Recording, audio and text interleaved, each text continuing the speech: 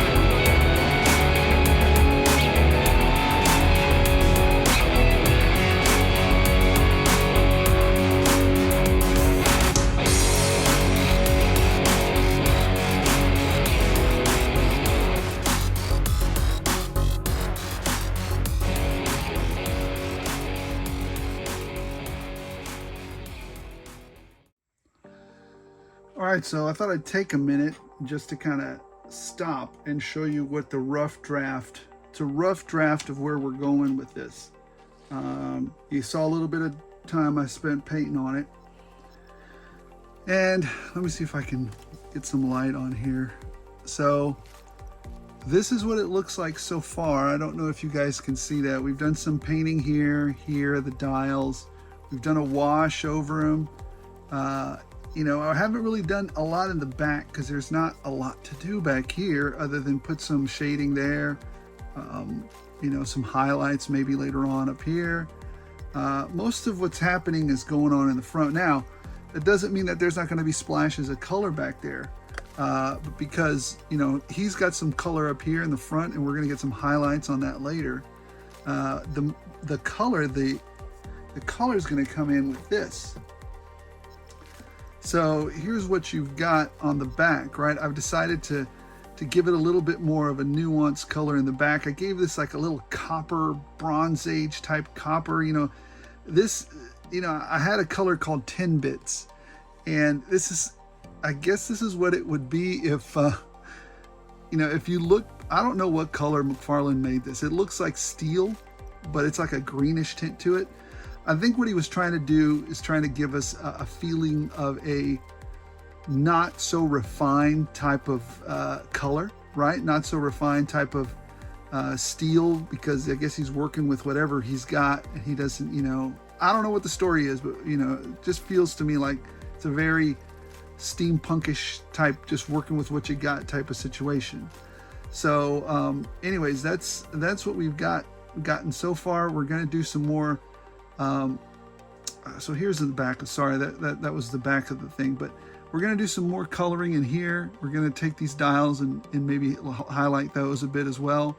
So anyways, that's what his back is going to look like there. I mean, I did that in the back too, but I think this is going to look really great as well. So that's where we are right now.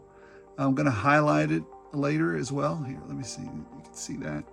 I'm going to add some color there and some splotches just to highlight it up a bit. So anyways, there we are. Now it's time to get to the more refined part of it. So what we did was we did a wash, we added some color, and now we're going to get into the fine detail of it now that it's dried a little more. Here we go.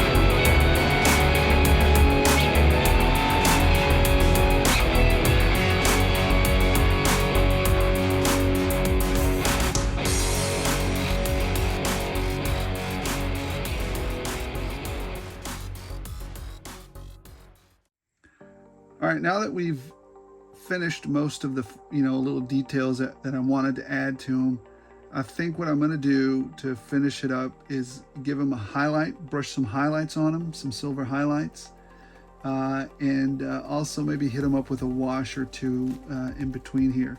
I missed that buckle. So I got to do that. But yeah, pretty much done here. And I'll probably, that's about it. I think that's all I'm going to do to them.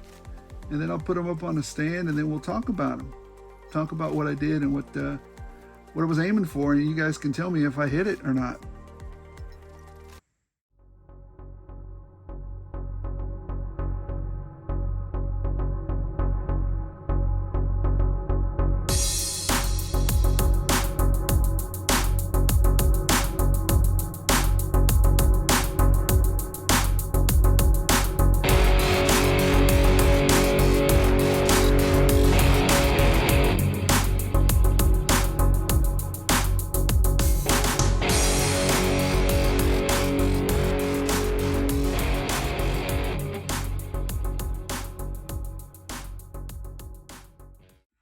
All right, guys, so as promised, here he is. It took me, I don't know, I would say it was about a total of about 4 hours maybe with the drying and everything to get him where he is now.